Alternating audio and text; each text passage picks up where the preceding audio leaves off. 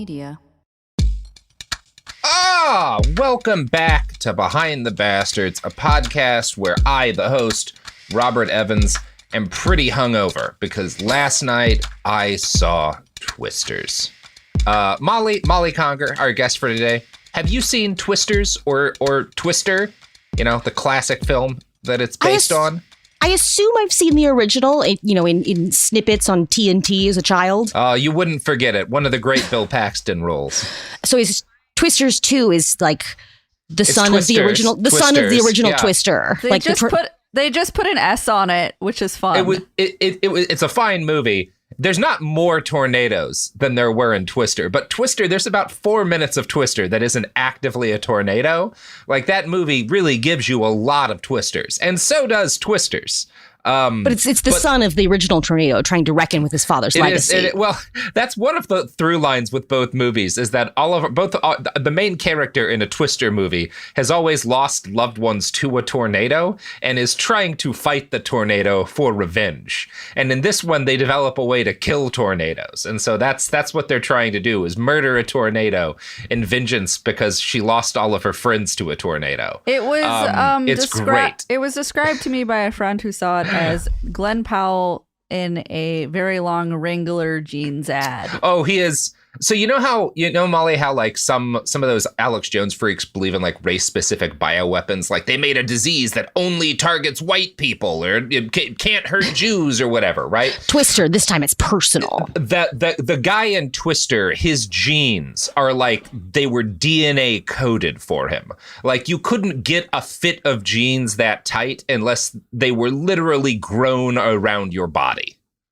Well, wasn't that a thing for a while where like the denim guys were like wearing their jeans in the bathtub and then letting them dry to their body? I mean, I don't feel like that's a thing anyone would do on a regular basis. No, it was like, the guys who like blogged about, they didn't wash their jeans. They put them in the freezer instead. I don't understand jeans, guys. I never liked jeans. But this movie's great. It's got a really good truck. They're all Ram trucks, unfortunately, but one of the trucks is really good. It shoots fireworks at the tornadoes, which winds up being a critical part of fighting the tornadoes. Well, how else would you get whatever you're putting in the tornado into the tornado? The tornado, yeah. I mean, I guess you could feed it to a cow. I know the Twister likes to eat cows. They only feed things to the tornado in the way that is the most dangerous they could possibly do. Although one of the other through lines in the Twister universe is that automotive glass is invulnerable. Cannot be harmed. They're driving Cybertrucks. Yeah. It's great stuff. Great movie.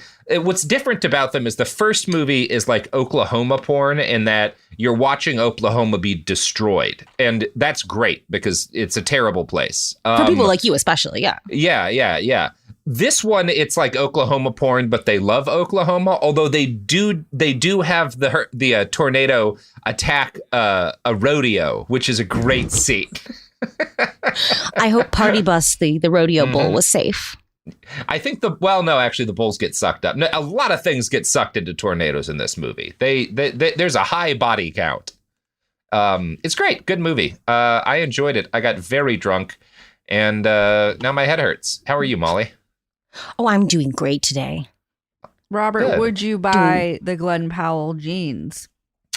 No, because those jeans would clearly only fit Glenn Powell. Yeah. No, and you're at a phase of your life now where comfortable pants are an affordable luxury. I like to think Glenn Powell is either 3D printed, made from AI, or the ink might have just run out a little bit. Hold on. I'm Googling Glenn Powell. I don't know what that is. He's one of those guys who's handsome in a way that, like, I can't, like, there's nothing about him that I can say is like not good looking, but also it's upsetting, kind of like Anthony Starr from The Boys, which works for the role that he's playing. There's just something a little bit uncomfortable about how good looking he is. And Glenn Powell, he's got like resting family annihilator face, like one of those guys who there's a terrible crime lingering inside you somewhere.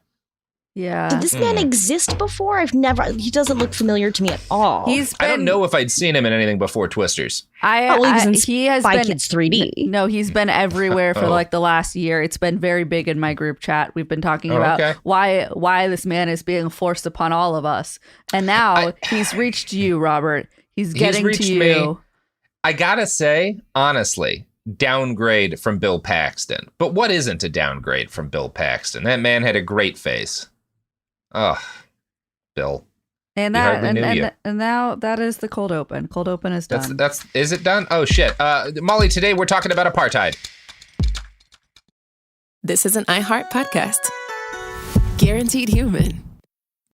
When segregation was a law, one mysterious black club owner, Charlie Fitzgerald, had his own rules. Segregation in the day, integration at night. It was like stepping in another world. Was he a businessman, a criminal, a hero? Charlie was an example of power. They had to crush him. Charlie's Place, from Atlas Obscura and Visit Myrtle Beach. Listen to Charlie's Place on the iHeartRadio app, Apple Podcasts, or wherever you get your podcasts. Hello, it's me, Anna Sinfield, the host of The Girlfriends. I'm back with more one-off interviews with some truly kick-ass women on The Girlfriends Spotlight. I'm going to climb this. Is badness hereditary? Let's see how we can stop killing. I'm not too intimidated by her. What are you talking about? Listen to The Girlfriend Spotlight on the iHeartRadio app, Apple Podcasts, or wherever you get your podcasts.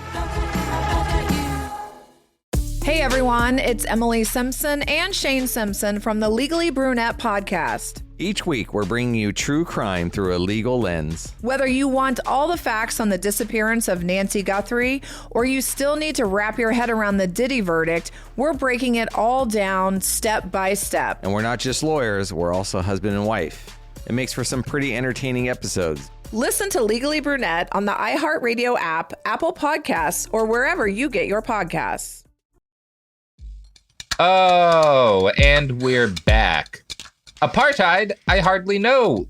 Tide. The joke doesn't work that way. I was like, Molly, it worked in writing. No one here speaks Dutch. It doesn't really work in writing. I liked it in writing. Because Theod's not a thing, or a name or anything like that. Molly, this is not just about apartheid, right? I mean, it's set during apartheid. I'm not just going to do an apartheid episode because, I don't know, that just doesn't feel like the Behind the Bastards way to do this. Apartheid didn't really have a childhood we can examine. Arguable.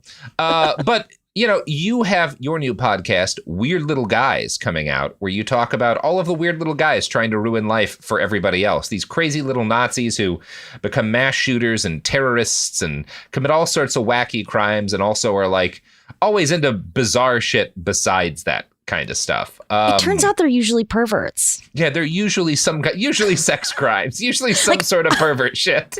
The first couple of scripts I've written, I'm like, I did not choose a trio of child sex perverts on purpose. It's just always there. Yeah, you get like Twitter and stuff loves to make fun of like middle-aged kinks who are like really into whatever their weird kink is. But like, I do think that being able to talk about it in a way that is cringeworthy to 90% of the population probably helps stop you from, I don't know, like setting off a bomb in a post office. Like you need to do something with that pervert energy that's not just perversion. Otherwise it can curdle. Now, we don't know what perversion the subject of our episode for this week has, but we are going to talk, Molly, about a weird little guy. And this is appropriate, a weird little guy of apartheid. And this guy is appropriate both because of your show and because on the week we record this, one of the big news stories is that a right-wing paramilitary mob supported by members of the Knesset has laid siege to an IDF base in Israel in defense of soldiers who carried out gang rape and torture on Palestinian prisoners. The gist of the story, not that this is a story you should just get the gist of, you should read some reporting on it, but the gist of it is they won. Those guys got released, and that's pretty bad. There was some talk that is Israel heading down, the road of a civil conflict, but they just caved on, it's totally fine if our guys... Like, the kind of shit they were doing to some of these captives was like, there was a debate in the Knesset about it, and one lawmaker was like, is it legitimate to shove a stick into someone's rectum? And another parliamentarian was like, yeah, if he's a Hamas militant, everything is legitimate. And it's, first off... I disagree with that if they are Hamas militants, but they're usually not. Like, you're just picking people up off the street. We know that in a lot of these cases. It's a lot of people who are getting grabbed for absolutely no reason. which is always, by the way, always the case when a government is grabbing a bunch of terrorists and torturing them. It's always some dudes, and ladies and whatever, kids. But it's usually not the scary thing they say it is. They found a way to make Prison Break uncool. Like normally a mob storming a prison would be normally a feel-good story. Storming prisons. Yeah, not this mob. But they really wrecked it. Yeah. It's kind of like how a lot of people are hating the Olympics, which normally I'm in favor of, but they're doing it for all of the weird, crazy, gross reasons. Like, no, you don't hate the Olympics for that. Not because some lady won a boxing match. You hate the Olympics for all of the good reasons to hate the Olympics. Not because it's, satanic grooming of your children. What, God damn it. That up? You are ruining the things that I have been hating long before you did. Anyway, it's bad to torture people. There's no justification for what we're seeing in Israel now, which is, I think a dark turn. This stuff has been going on for a while. The reporting on the torture at that base had come out through New York Times had done a story on it, as well as some local Israeli papers. So it's been pretty heavily reported. And this kind of thing, it's the inevitable result of building an apartheid state, right? You saw a lot of shit like this in South Africa because you had these chunk of the population who were, terrorists carrying out what they saw was liberatory acts of terrorism. Nelson Mandela, was a terrorist, right? That's the reality of the situation. And whenever you have that, the apartheid state is going to respond by demonizing the chunk of the population that those terrorists come out of and doing horrible, horrible things to them, including generally horrific acts of police violence, right? The police are kind of going to be oftentimes your kind of ground level enforcers of the very worst parts of this society. And that's true everywhere, stuff like this happens. We could talk, and we have talked in the past, about the use of dogs against black detainees by U.S. police during the Jim Crow era, right? And obviously aspects of that continue on for today, but a lot of how dogs were used to do violence to black people, particularly during the civil rights era, is directly relevant to stuff that happened in apartheid South Africa, right? Every single time you have kind of any sort of apartheid regime being held in place, and it's always held in place by police, there's always really, really fucked up dog stories, right? It happens every single time. And it's actually going to happen in this story because the subject of our episodes is he's a guy who winds up as a security guard. He's probably a serial killer. It's probably fair to call him a serial killer. He's definitely a serial murderer. And he was also a dog cop in apartheid South Africa. His name... the worst kind of cop. Oh, yeah. No, yeah, we'll be talking about, and of all the dog cops, South African apartheid era dog cops might be the worst dog cops. These guys, pretty ugly stuff. His name was Louis van Schoor.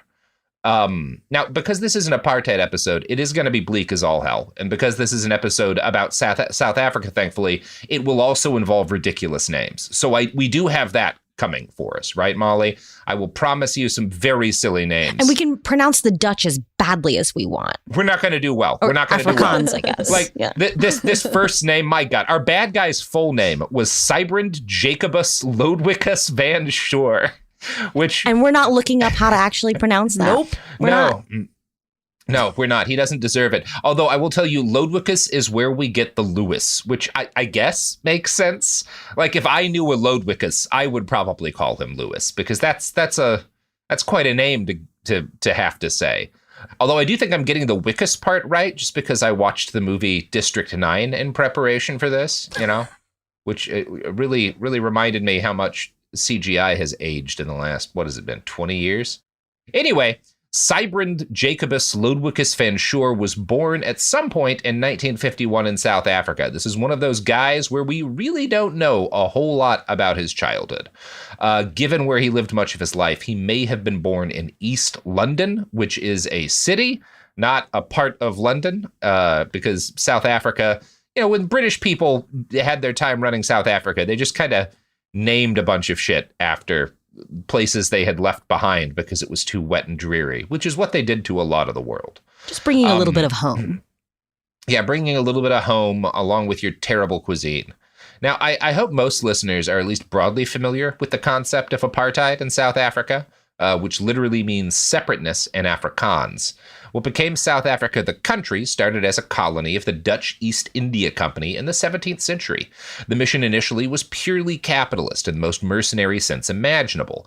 The most notable early official was a guy named Jan van Riebeeck, who arrived in 1652 to set up a refreshment station for passing cargo ships. His job was to make money delivering as much quality agricultural product into the holds of company ships as possible.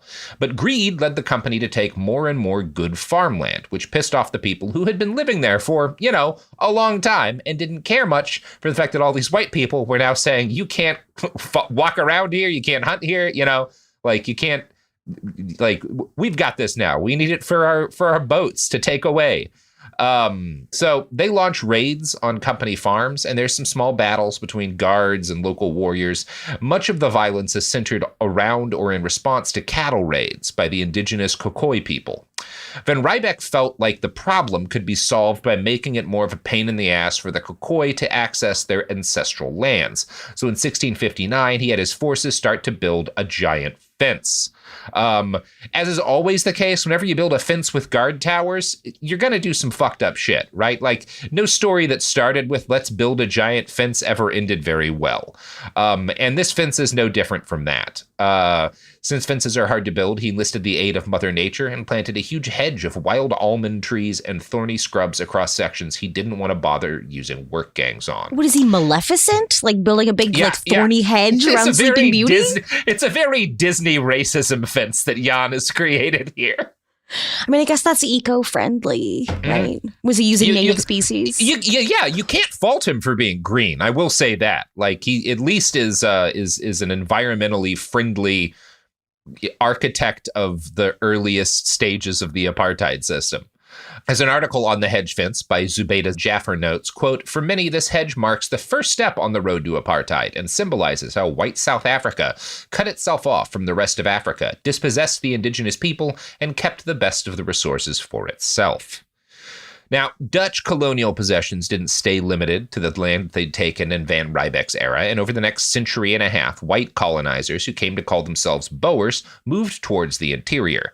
They eventually collided with a migration of Bantu people, and great violence proceeded from the clash that ensued for, it was war. They had a war. They had wars and stuff.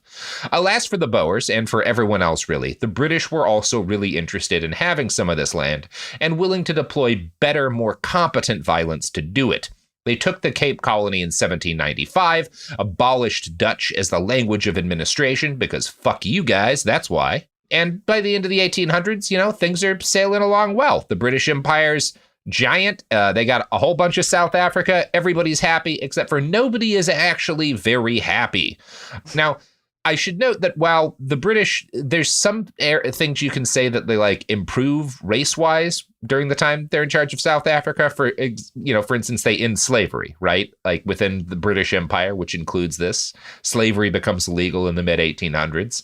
But they also pass some of the first race laws, like a lot of the laws that become the undergirding legal parts of the apartheid system start as British colonial laws. So it's a mix of things. The whole story is bigger than we're going to get to in this episode, but this paragraph from journalist Heidi Holland's book, The Color of Murder, does a decent job of setting up the next few moves. Around 1838, clinging to a dream of racial exclusivity but leaving behind their homes in the fields they had cultivated, the Afrikaners set out to escape the British by migrating northwards across the Drakensberg Mountains into Natal and over the Orange River into the Transvaal. The Great Trek, some bloody 19th century battles with Zulu warriors, and their defeat in the war with the British 70 years later helped create a fierce nationalism among the Afrikaners. The concentration camps of the Anglo-Boer War, in which men, women, and children perished at the hands of the British, left Afrikaners a profoundly defeated tribe with a defensive psyche that was to have disastrous repercussions in later years. Now, we've talked in this podcast about how one of the first modern concentration camps was set up by the British during the Boer War, and they interned black South Africans and Boers, right? And they killed a significant chunk of the Boer population through these camps. These were really terrible places.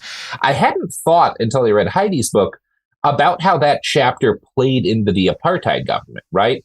It makes sense when you think about the fact that any reading you do of white culture in South Africa during apartheid there's this constant sense of life under siege and this constant sense of aggrievement, right? We are owed something that we don't have. We are owed domination, right? We are owed almost this vengeance because of the things that have been done to us, right? The sense of persecution is a major fueling factor for apartheid, right? Like the fact that the British kicked the shit out of them is a big part of why they're going to be so shitty for so long, right? It's that kind of like, I have now been bullied and I am going to go find someone weaker to bully the hell out of, right? Like that's a big part of the actual psyche of apartheid.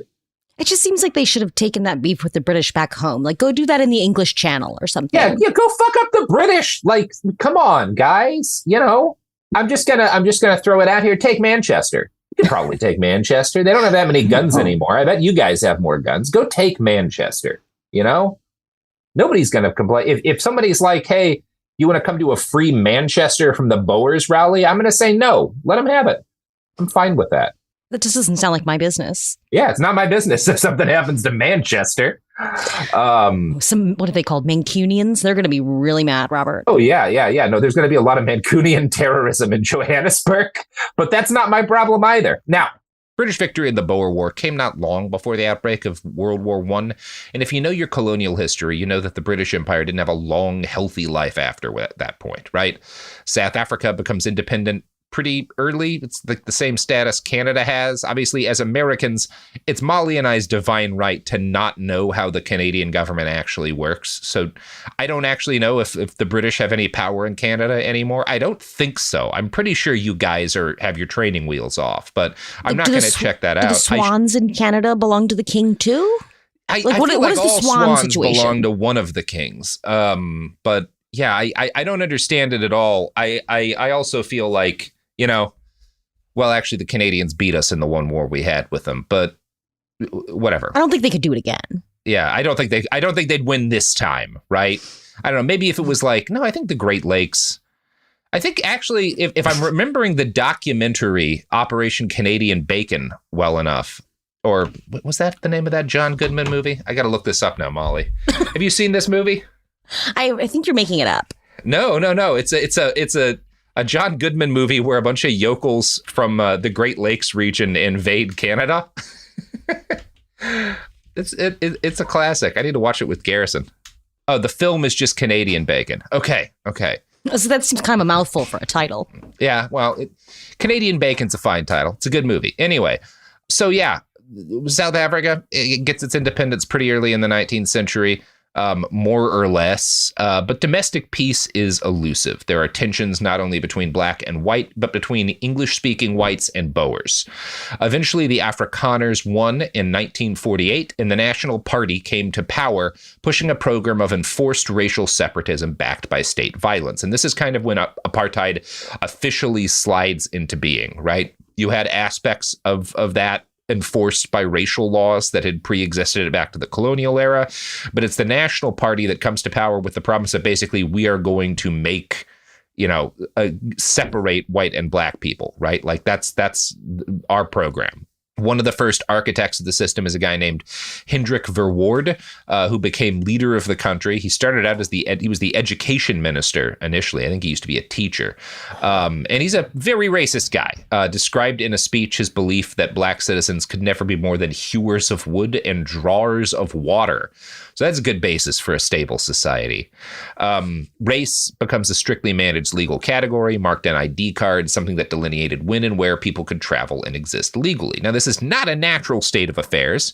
It doesn't work very well for very long in any of the places in the world that try versions of this, and it always has to be enforced through state violence. In South Africa, the government developed a wide variety of tools, civil and military, for this purpose. One of these tools was Section 49 of the Criminal Procedures Act, which established a legal obligation for police to interfere in criminal activity and defined the degree of force they were allowed to use to do it. Section 49 and its predecessors had existed in various forms in South African law back to the colonial era, but the most significant amendment of the apartheid era came in 1977. It read as follows. If any person authorized under this act to arrest or assist in arresting another attempts to arrest such person, and such person resists the attempt and cannot be arrested without the use of force, or flees when it is clear that an attempt to arrest him is being made, or resists such attempt and flees, the person so authorized may, in order to effect the arrest, use such force as may in the circumstances be reasonably necessary to overcome the resistance or to prevent the person concerned from fleeing. Where the person concerned is to be arrested for an offense referred to in Schedule 1, or is to be arrested on the ground that he is reasonably suspected of having committed such an offense, and the person authorized under this act to arrest or to assist in arresting him cannot arrest or prevent him from fleeing by other means than by killing him, the killing shall be deemed justifiable. So they just sort of codified what cops already do when they shoot a 14-year-old boy in the back. Mm-hmm. Yes, and this is, as you noted, not so different from how the law treats police in the United States. Now, that is a process that developed here, becoming more normal. Not that cops haven't always used violence, but it becoming as normal as it is for police to shoot fleeing people. That has become more normal, right? As laws have been added to the United States and as court cases have kind of increased the amount of immunity that police have in situations like that. Apartheid South Africa, pretty early on, codifies a system of immunity that allows cops to shoot people in the back. Well, no, I think the difference is it doesn't allow it. It sounds like it mandates it. It could be argued to mandate it, right? Because whereas American police, over and over again, this goes to courts say, no, if cops don't want to do anything, they don't have to. They're not obliged to intervene. They're not obliged to help. But I thought you said that they are required to intervene. That's how the law. I don't think anyone. I've never come across cases of people being punished for not shooting someone in the back, but there's basically the law says you have to intervene if you are one of these kinds of people authorized by this act and you think that you come across a crime, right?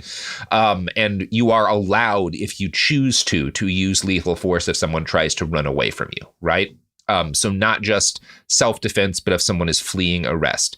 And this law, another way in which it differs from kind of how the U.S. treats stuff like this, because obviously our cops do this shit all the time. In South Africa, the law can extend to a wider variety of white citizens, including people working as security guards for local businesses, right? Oh, that's not who you want doing this. No, it is not. Good. No, it is not. And it is not going to end well.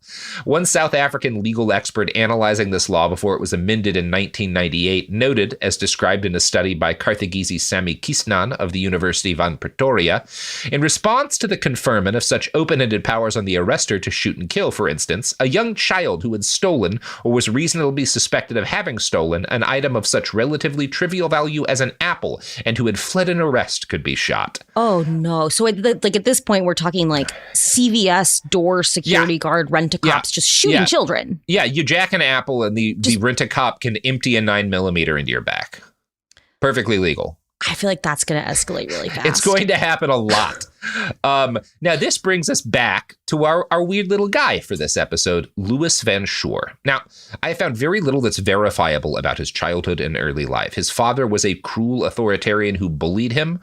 He's basically said by some people who knew him that his dad never gave him a break. He was, probably an abused kid, right? It's probably fair to say he was abused as a kid. He would certainly have been exposed to outrageous levels of racism because he is a white kid in apartheid South Africa. I will say, I'm not sure this guy is actually particularly racist for white people in apartheid South Africa. I do actually have to note that. Though? I don't think he's motivated by racism. We'll talk about this because this is debatable. I think this guy's just a serial killer. And the best way to do that is going to be getting into law enforcement in apartheid South. That's the easiest way to get away with murdering people. But I think it's the murdering he's motivated by more than the color of the people he's murdering, right? Just a great opportunity. It's just it's really easy to get away with murdering poor black people in apartheid South Africa if you're a cop, and that's why he wants to be a cop. That's my take on it, but we'll see where you land. So schooling is not something that interests Louis, and he drops out at age 16 to join the police. He starts carrying a gun immediately as soon as he drops out of school. He is an armed police officer as a teenage boy. I can't think of a problem with that system. Really bad idea. The worst person to give a gun and a badge. the fact that he would get to carry a gun seems to have been a major part of like why he wanted to do this, right? Like he specifically became a cop because he wanted to walk around with a gun. Van Schoor was big. He's a physically powerful guy. Basically, everyone who meets him, even as an old man, is like, yeah, he was like physically a very imposing man. And he is never afraid of violence. The police in South Africa in those days had a special use for men like that, enforcing the increasingly unpopular apartheid system through hideous violence. Now, as in the United States, a great deal of police racial violence was accomplished using dogs, and Van Schoor was quickly promoted to work as a handler in the dog unit. South African police had established dog units initially for detective work in rural areas and gold mines after 1910. Many of the first detection dogs were used for tracking, and by the 1930s, there were several hundred police dogs in service and a breeding program. I do love that a dog barked right as I was reading that. Yeah, that was perfect. She's mad. No, poor dogs. Although these the dogs they breed in South Africa to be race violence dogs are pretty brutal animals. You do have to say. Oh, do you know what kind of? Do you know what kind of dogs they were fond of? They start with like German Shepherds, but they kind of breed their own. Like these are our South African doing race violence dogs, right? Oh, they made special ones. Everyone kind of does. Really? You know, when you develop your own system of race-based dog-based race-based violence, you're gonna make your own dogs for it. Everyone's a little different. The kind of racism you want to do in the Mississippi with dogs might be different than the kind of racism you want to do in Pretoria, or in Haifa or wherever. Specific. Yeah. Right, exactly. It's like with the racism hedge, what you want to use native flora and fauna. Exactly. Thank you for understanding, Molly.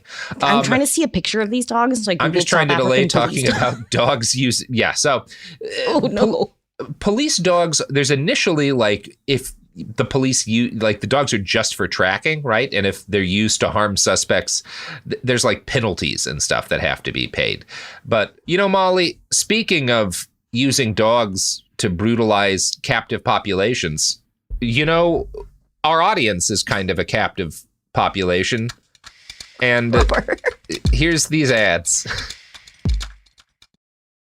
Almost 30 years together, 4 kids, and some of reality TV's most unforgettable moments, we know a thing or two about living life out loud. We're taking you behind the scenes in our new podcast, Between Us, with me, Heather Dubrow. And me, Terry Dubrow. Between Us isn't about perfect lighting or curated Instagram grids. It's the unfiltered, behind-closed-doors conversations you wish you could eavesdrop on. Equal parts smart, funny, and a little bit scandalous. Every week, Heather will bring you an unapologetic take on the headlines, the trends, and the cultural moments everyone's texting about. And Terry will deliver insider beauty, health, and wellness insights you won't find on TikTok. Together, we'll tell the stories, spill the secrets, and share the hacks that keep life, marriage, and everything in between feeling fresh and fun. We may live in a gated community, but there's zero gatekeeping here.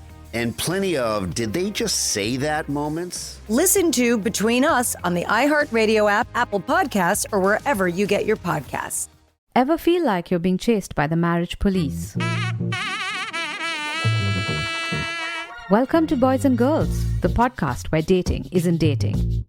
Arranged marriage is basically a reality show, except the contestants are strangers and your entire family is judging. You're sipping coffee with one maybe, grabbing dinner with another, and praying your karmic Ken or Barbie appears before your shelf life runs out. Trust me, I've been through this ancient and unshakable tradition. I jumped in hoping to find love the right way, and instead I found chaos, cringe, and comedy. And now I'm looking for healing. Boys and Girls dives into every twist and turn of the arranged marriage carousel. The meet awkward, the near misses, the heartbreak, and let's not forget all the jokes. Listen to Boys and Girls on the iHeartRadio app, Apple Podcasts, or wherever you get your podcasts. Segregation in the day, integration at night. When segregation was the law, one mysterious black club owner had his own rules. We didn't worry about what went on outside. It was like stepping in another world. Inside Charlie's Place, black and white people danced together. But not everyone was happy about it.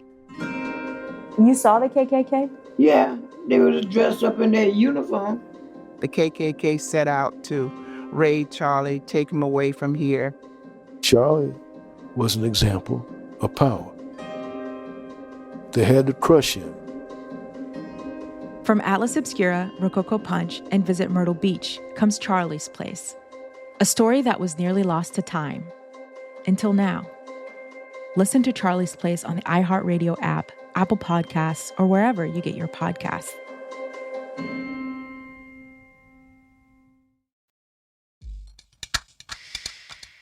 And we're back.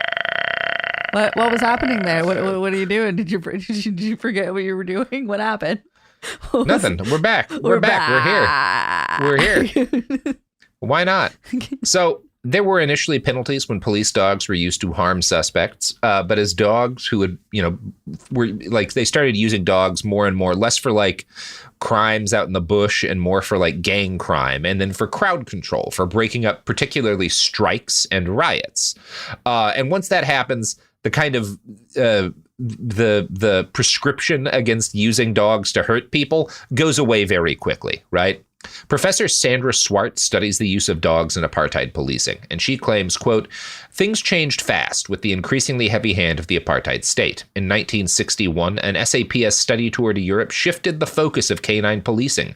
Sharpeville had occurred, and the police wanted a different kind of dog, one that could impose physical and psychological order on the African population. Jesus Christ. New dogs, mainly German shepherds, were imported, bred, and donated. The force was multiplied, with an emphasis on force." Yeah, they have this big protest riot thing, and they're like, we need to tear some people up with dogs. Like, that's how we're going to keep a lid on this whole no one likes apartheid thing. I think I might rather get shot. Well, yeah, of course. Like, almost certainly. Yes, absolutely. I'm much less scared of like a normal dog bite, I'm much less scared of than a bullet. But a mauling by a German shepherd, I think I would prefer taking my chances with a round of 9mm. One bullet hole, you can stitch that up. Yeah, geez. I mean, neither of them's a great option. But yeah, I've been around too many really bad dog fights, to want to. No, I'm not running them. I'm not running them. Okay. Great clarification, Robert. they just happen a lot. You live out Robert in the country. Evans, dogfight ring. People owner. don't take care of their dogs. Everyone's on methamphetamine. Not me, but everyone else. A lot of dogs have a lot of fights, is what I'm saying. What you're telling me is that you did meth at a dog fight. That's basically what I got from that as well. There's pieces of that in my life, Molly, but not the whole picture. When did you leave Oklahoma? It wasn't in Oklahoma. I mean, I saw dog fights in Oklahoma, but I was too young to be doing Molly. In 1976, midway through Lewis's policing career, dogs became targets of guerrilla attacks on the police. A school uprising that year began with the killing of a police dog. And I can't, obviously the dogs aren't at fault, they're dogs, but I also can't blame people who are being mauled by dogs from murdering police dogs. And they would regrettably respect it. They would do it pretty brutally. They necklaced some of these dogs, which was a method of it started out, it was a way that within sort of like black communities in South Africa, if you had other black people kind of like talking to the cops, right? Like rolling on folks, you would necklace them, right? And it extends to, they do it to some captured dogs eventually. They do it to other people too, but it's basically you fill a tire with gasoline and you stick it over a person and you light it on fire. It's a way of saying, don't do what this guy did. Or in the case of the dogs, don't do what this dog did. Now, I think the people who might be thinking of talking to the cops probably understand the message. I don't think the dogs do, but nobody, when you're fighting effectively trying to overthrow your government, everything you do isn't going to be squeaky clean, right? It's an ugly thing. I mean, it's like Data told Picard. Sometimes terrorism is the answer. Sometimes terrorism is the answer, although I do think maybe you didn't need to necklace the dogs, but I'm not going to backseat overthrow the apartheid. I'm not going to backseat overthrow the apartheid government of you. You guys did what you thought you had to do. Molly and I are not your target audience for necklace dog apologists. We're not your target audience. Yeah. But these dogs were evil. The dogs weren't evil. They were being used for an evil purpose. And if you're the person being mauled by the dog, I understand that, like, you're not going to think about the animal's well-being. Innocent. And to be fair, none of those dogs, none of them meet a fine end. I mean, even still today in modern American policing, the average police dog dies from being left in a hot car. Yep, it happens a lot. They do it a lot. I just don't understand how that happens anywhere. Do you people not know? Like, it's the same thing when people do it to babies. Like, how are we still having this problem? Anyway, whatever. Louis is not a particularly noteworthy dog cop, and without access to detailed police records, only a few of which still exist, we have to turn to other documented history for an idea of the kinds of things Louis was doing with his police dog. I found a story related in an article by the Stellenbosch Institute for Advanced Study, based on a lecture by Professor Sandra Swart.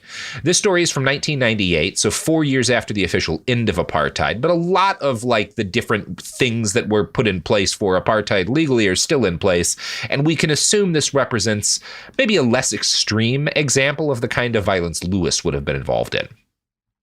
Police of the East Rand Dog Unit arrested 3 Mozambican immigrants looking for work. The police initially demanded a bribe, then turned the suspects into bait, bypassing 2 dogs who didn't bite to bring in Rex, a proper South African police dog who knew how to hurt.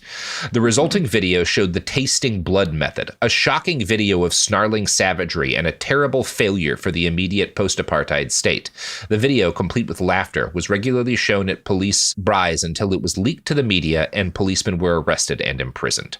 The incident strongly reflected the broken relationship between the citizenry and the police, the brute power of the state and the state's power of the brute. Bad dogs on the loose, said Swart. And so that is, they have this tasting blood method of, like, basically letting the dogs, like, rip people up in order to get them into a frenzy. And this video of police shaking down people for bribes and then having their dog maul them. Police are, like, playing it at police gatherings for each other as, like, entertainment. Like, you guys will watch our colleagues fuck up these dudes with their terrifying dog. Like, that's how apartheid cops, you know, all these guys had been apartheid cops. That's how they, like, relaxed, you know? I don't like that. These are the kind of people that Louis is. This is who we're talking about, right? Right. It's not regrettable violence for them. It's like a fun hobby. It's a fun hobby. It's a perk of the job that you get to have a dog rip a person to shreds. You know, that's why you take this gig. He described his job with the police in one interview as handling attacker dogs, which he sicked on people he always described as protesters and criminals. Nearly all of these people, he admitted, were black. He said of this that it was, quote, hunting, but a different species. And I don't fully know what he meant by that. I think I know what he meant by that. But there's actually a couple of things he could mean there. Yeah, that really works on 2 terrible levels. Yeah. Are you saying it's like hunting a different species than you normally hunt? Or a different species because, from like, you? Then you wouldn't say it's like hunting, but a different species, because usually hunting isn't the same species as you, right? Most people don't hunt the same species they are. I don't know. Yeah. I don't actually understand entirely what he was saying there. Maybe it's a different species of hunting, you know? I don't know. Yeah. No, that's not good. It's not good on any level, right? It's not good on any level, and it's confusing wordplay. Does he normally hunt people, but he doesn't see black people as people? Like, he does hunt people, but they are all black people. Now, this is not an episode on the use of police dogs, but I do find the subject fascinating. And before we continue with Louis's story, I want to read one more quote about his job by Swart. Quote, "Police dogs were creatures poised between citizenry and state, between technology and sentience, agency and training, between good and evil, and always between nose and teeth."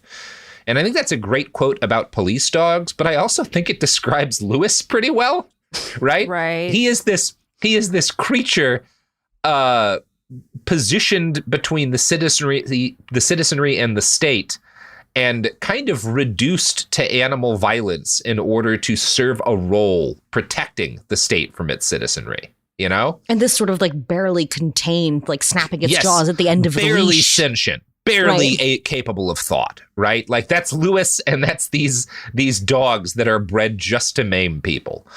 Numerous friends and family members describe Louis as not a bright guy and someone who was often prone to violence. His colleagues on the force may have believed that this may have been something he did out of insecurity, that he was so violent because he thought he was dumb. One colleague said he was not a clever bloke, but he would go to hell and back to get his man. It was his way of proving that he was as good as the others. Right? Like, I don't have smarts, so I'm going to have to compensate by being extra fucking aggressive. I've met some cops. That sounds right. That's a cop. Yeah, that sounds about right. Now, the picture biographer Heidi Holland paints of Louis suggests a man who was perhaps performatively macho, if not reflexively so. On the sports field, the hulking Louis was able to show his physical talent more convincingly, playing flanker for the police rugby team and earning provincial colors in the Eastern Cape's tug-of-war squad. He also starred in four-wheel drive challenges, racing over hillsides and beaches in his super-powered Land Rover with its monster mag wheels and heavy black roll bar. Dressed in shorts with the ever-ready holster on his hip, Louis felt happy, according to his first wife. To keep fit, he ran cross-country barefoot, a beer-swilling man's man. He was by all accounts well-liked in the police force and in East London's white community generally. I hate that this guy's a barefoot runner too. I'm sorry, did you say that the police force has a tug-of-war team? They do, yes. Yes, Molly. Is this a traditional South African sport?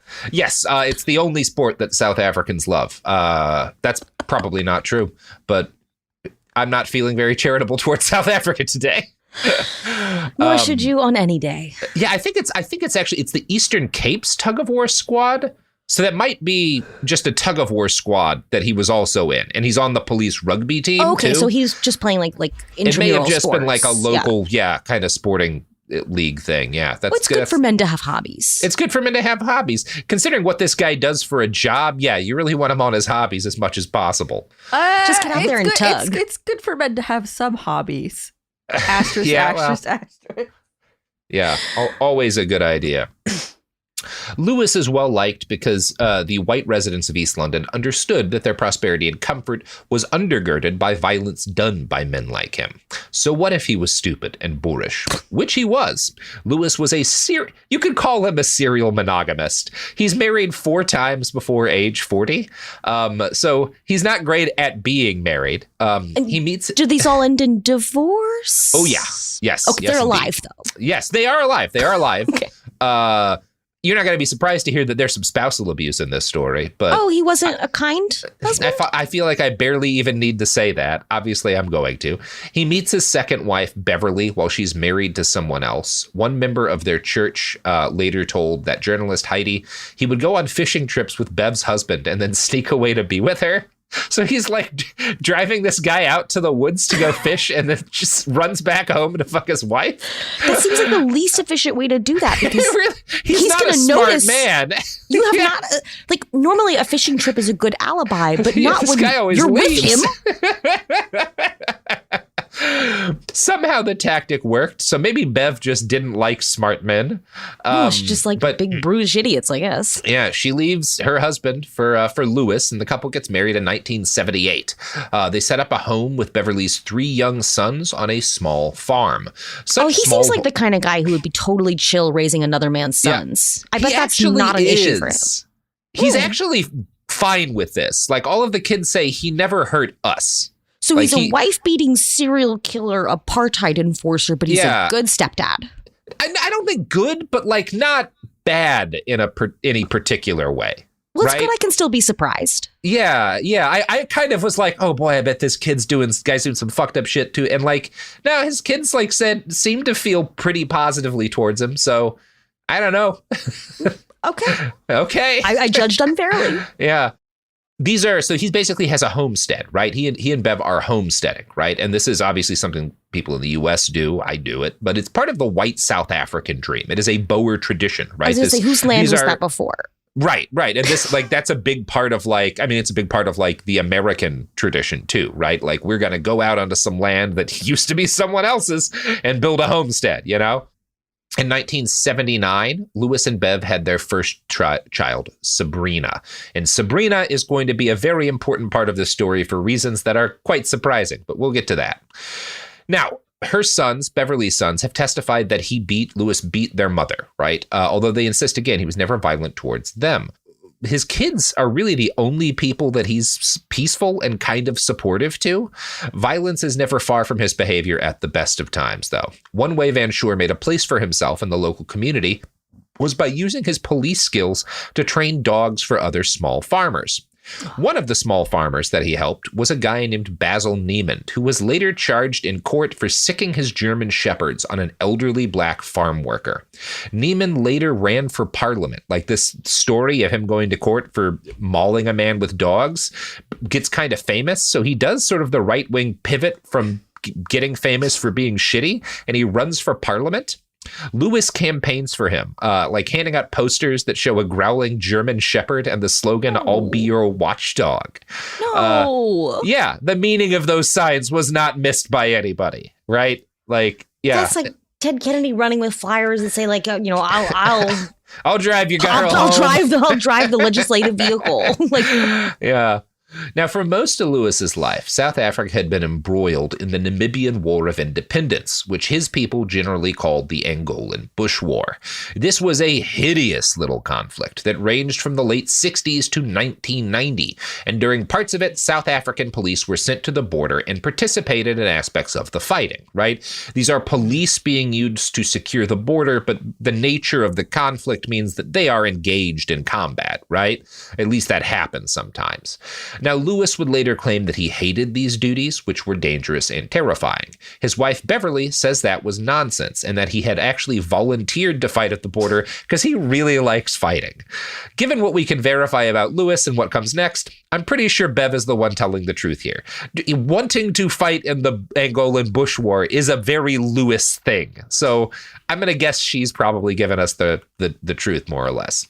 Either way, Louis quits the police in 1980. He says, because I just didn't want to fight anymore. And Beverly is like, well, I made him quit the police because he was cheating on me constantly, and I wanted him to get a job closer to home so that he would cheat on me slightly less. And for a while, at that point, girl, just get out. Yeah, Bev's a piece of shit too. Not saying she deserves the abuse, but she's also going to be a terrible person in this story. So her judgment's not great, right? Louis does try to do as she asks for a while. He gets a job at a carpet store. What other skills does this man have? Yeah. Like, there's no attack dogs at the carpet store. One of the interesting things, because he's abusive to her, she is much smarter than him. She's like incredibly wealthy by the time she dies. Like, she is a wildly successful entrepreneur. She just starts and runs numerous successful companies. There's an interesting dynamic going on between them. We don't get all of it, but he gets a job at a carpet company that his wife owns. But Louis van Schoor, not the kind of man who wants to work at a carpet store, right? Like, he's just not a great salesman. Not a great salesman. Not a lot of adrenaline in selling carpets, you know? Like, you can't bully a customer into buying a rug. Yeah. I think Louis was the kind of guy who would tell you he was made for action. My own argument might be that adrenaline and violence are both addictive, and he was addicted to adrenaline and violence. But whatever you say about him, Louis was good at violence. So before long, he started looking for another career path. He applied for work as a daytime security guard, but this was hardly any more exciting than the carpet store. Desperate for action, he asked to rejoin the police. And this is one of the more interesting but unexplained parts of the story. The cops turned him down. Now, we don't really know why. How old is he at this point? He's in his 30s, something like that, 40, closing in on 40. And, by this point, it's the early 1980s, mid 80s. And the apartheid regime is facing a lot more condemnation from the international community. And the guerrilla war, right, has kind of from within has stepped up several notch. And a lot of attacks, right, a lot of the terrorist attacks on the state are inspired by police violence, right? Like the people who are trying to tear down the system get angry because the cops do something brutal and they carry out an attack, right? There is a decent chance people on the force were like, Louis was a great cop, a decade ago or whatever, but we're in a different world now. And if we have him on the force, he's going to do something that gets us bombed, right? Which is probably true, that's not an unwise. It would be the best idea any of those guys ever had. Yeah. We really do. He is not the man for this hour. Now, that doesn't mean the racial regime in East London had no job for him, though.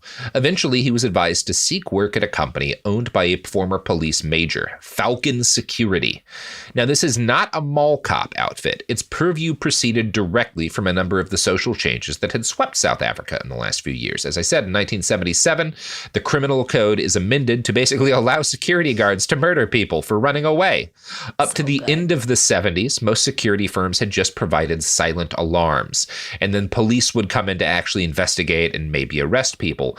But this caused the cops to waste a lot of time on false alarms. And the police are like, we don't want to do this anymore. Lewis's boss at Falcon, Major C.J.H. Clote, who's also a former cop, was one of the entrepreneurs who sailed into the gap with a new kind of full-service security firm. Major Clote later told a reporter, I know Van Schoor was the kind of bloke that liked to use his firearm. That I know because I killed one, and he used to say, "Ha, I'm ahead of you." This is not Legolas and Gimli in Lord of the Rings counting their kills. You're just murderers. You are not in a fiction book. What are we doing? They're making like for gated neighborhoods, like it's mostly small businesses, I think. I think it's mostly but it's like a private murder police force. Yeah. Accountable to no one and allowed by the state to shoot kids in the back. Well, they are accountable to the police, but the way that the police monitor them is by going, good job. Kill another. Yeah, I think this is probably going to go good. Yeah, it's going to be great. But you know what else is going to be great, Molly? Oh, is it products and services? I hope it's not an ad for Falcon Security. That would be really awkward. A Simply Safe ad. Mm-hmm. Yeah, Simply Safe. Simply Safe. Now we've got a guy with a gun.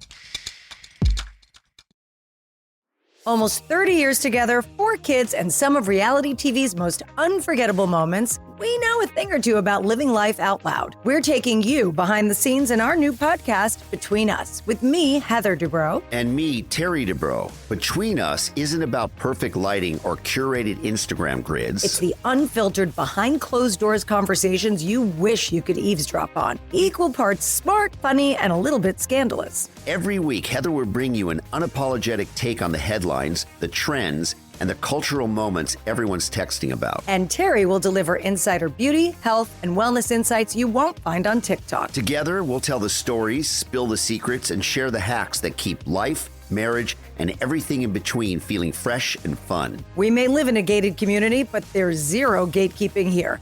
And plenty of, did they just say that moments? Listen to Between Us on the iHeartRadio app, Apple Podcasts, or wherever you get your podcasts. Ever feel like you're being chased by the marriage police? Welcome to Boys and Girls, the podcast where dating isn't dating. Arranged marriage is basically a reality show, except the contestants are strangers and your entire family is judging. You're sipping coffee with one maybe, grabbing dinner with another, and praying your karmic Ken or Barbie appears before your shelf life runs out. Trust me, I've been through this ancient and unshakable tradition.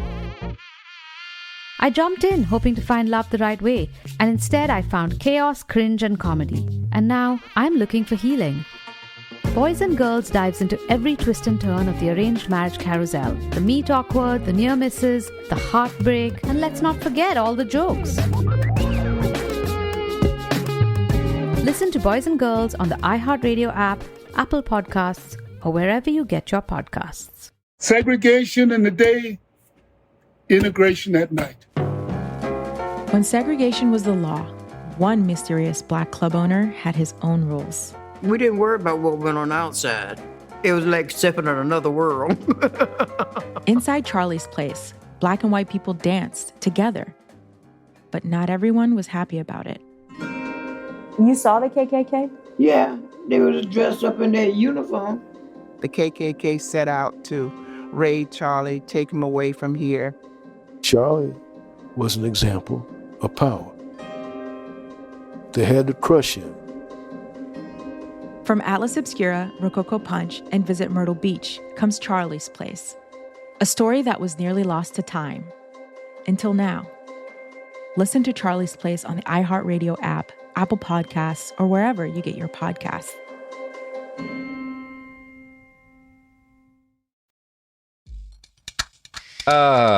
We're back. Anyway, it is unclear to me when Louis made his first kill. Most official reporting suggests all or nearly all of his killings occurred in a 3-year spree near the end of the 80s. Some of what I've read leads me to question that. I think it definitely, he started shooting people earlier, but he kind of, I'm sure there's a period of ramping up to the speed of murder that he's going to be at, for those during that 3-year period. What we know is that Section 49 provided Clote and Van Schoor with all the legal cover for murder they needed. So long as they argued that they had tried to get a suspect to stop and surrender, and that suspect had run, they had what amounted to legal impunity. The precise nature of the law meant that shooting someone in the back was not just legal, you could argue it was your duty, like legally speaking. Beverly was, by all accounts, a huge racist. She's going to become an exceedingly wealthy person after this and a real prominent bigot, but she does not seem to have been a fan of murder. And her husband's behavior either disgusted her or at least frightened her. I should probably also emphasize that she knew he was cheating more or less constantly on her, all of which factored into her leaving him in 1983, right? But not the murder thing. It may have. I mean, she says that like a combination. She says that him taking this job was like the final straw, right? And maybe it was. I could accept one or the or but both? Cheating or murder. I'm being cheated on by a serial killer? Absolutely not. Now, the inciting incident seems to have been when Sabrina, who is not quite 4 at this point, caught Louis making out with her preschool teacher and told Bev, "Oh, he is such a piece of shit." This led to horrific fights, and eventually Sabrina would claim her dad threatened to murder her mom. Bev rightfully took Sabrina and her brothers away to Queensland. As soon as they were gone and the divorce final, Louis married Sabrina's teacher. She and her mother had to start a new life, with her haunted by the knowledge that she had broken up her parents' marriage, even though obviously that's not your fault. You didn't do anything wrong. That was coming. But yeah, she's 4. Louis continued to run through wives at a steady rate after this. He divorced the teacher 2 years later after having 2 daughters with her. Oh, that wasn't a love match? No, not a love match. And then in 1990, he proposes to the daughter of a wealthy local businessman.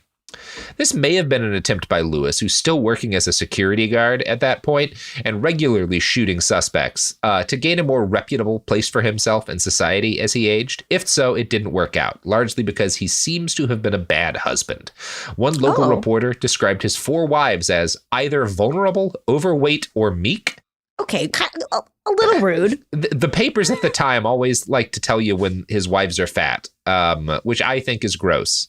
The armchair psychiatry done by journalists after his murders became public described this as him seeking to fill his life with mentally weaker people. I don't know if I buy that because, again, Bev is an exceptionally competent and powerful businesswoman, so I don't know if it is a case of him filling his life with mentally weaker people. Some right? of them were meek and some were just fat. Maybe she was strong and fat. Bev gets fat, which is part of why I think these journalists are like, she's mentally weaker than him. But she's like a multi-millionaire entrepreneur. I don't understand why you think she's mentally weak. It seems like we're really drawing a lot of conclusions about the wives here. I might say the single mother who is able to leave her husband, start a new life, and become a millionaire on her own is probably mentally stronger than the man who just shoots people in the back for a living. But I mean, he does it for the love of the game. He does do it for the love of the game. Find a thing you love and you'll never work a day in your life. Bev is kind of thriving after the breakup. Louis continues to do the only thing he'd ever been good at, violence. By the late 1980s, Falcon Security had a contract to protect 70% of all white-owned businesses in East London. Local business owners started to see Louis as their version of the Punisher, a killing machine you sent in to trim the grass, periodically murdering young men who had the temerity to commit property crime and thus keeping criminality under wraps. Issa Jacobson, a South African journalist, claims he was a kind of vigilante killer. He was a dirty, hairy character. These were intruders who were, in a lot of cases, pretty desperate, digging through bins, maybe stealing some food, petty criminals. Do these people not realize this is real life? This is not a movie. This is not a TV show. What are you doing? What are you doing? Like, you're concerned they about like talking crime. to him about. Yeah. You're not reducing the amount of violence in the community by killing people in the parking lot. I think the white people in town see it as like, yeah, that's what you're doing is making them keep their heads down, right? You want to kill the ones who commit crimes, because that'll scare the others, and it'll keep the system in place. It'll let them know their place, right? Like, that's why they like what he's doing, right?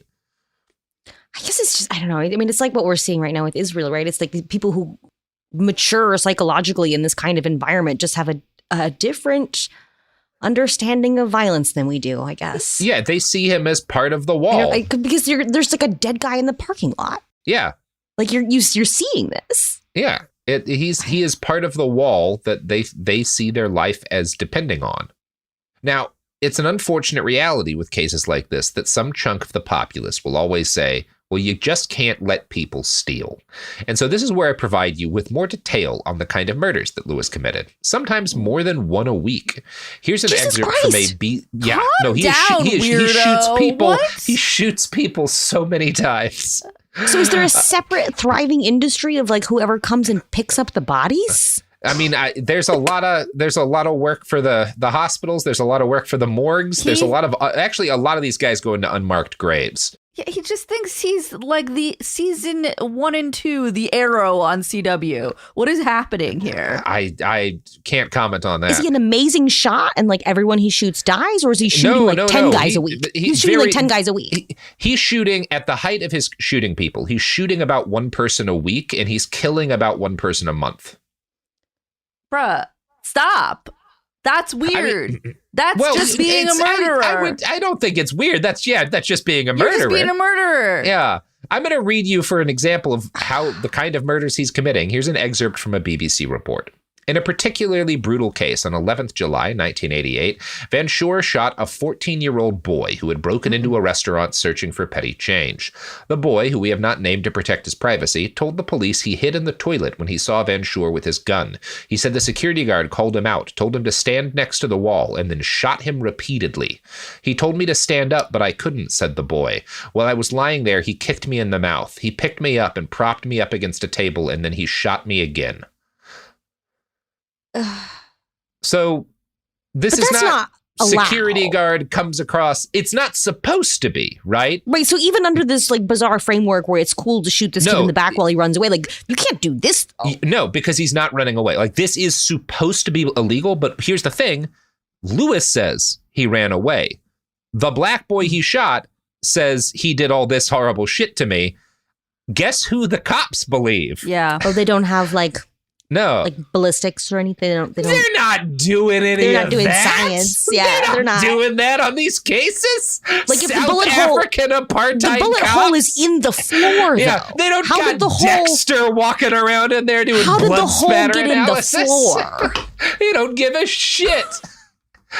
And in fact, this boy, as he is like in the fucking hospital recovering from being shot within an inch of his fucking life, gets charged with breaking and entering. Sure. And basically all of the survivors get charged and like sentenced for breaking and entering after Louis nearly murders them. So that's cool. Now, the good news is that in this case, the child that Louis shot survived. But Louis is going to kill other children. And in part 2, we'll talk about that. And we'll talk about his daughter, Sabrina. It's going to be great, Molly. It's going to be a lovely time. But first off, most importantly, how are you doing? Oh, not as good as about an hour ago, but still pretty good. Yeah. Great. Excellent.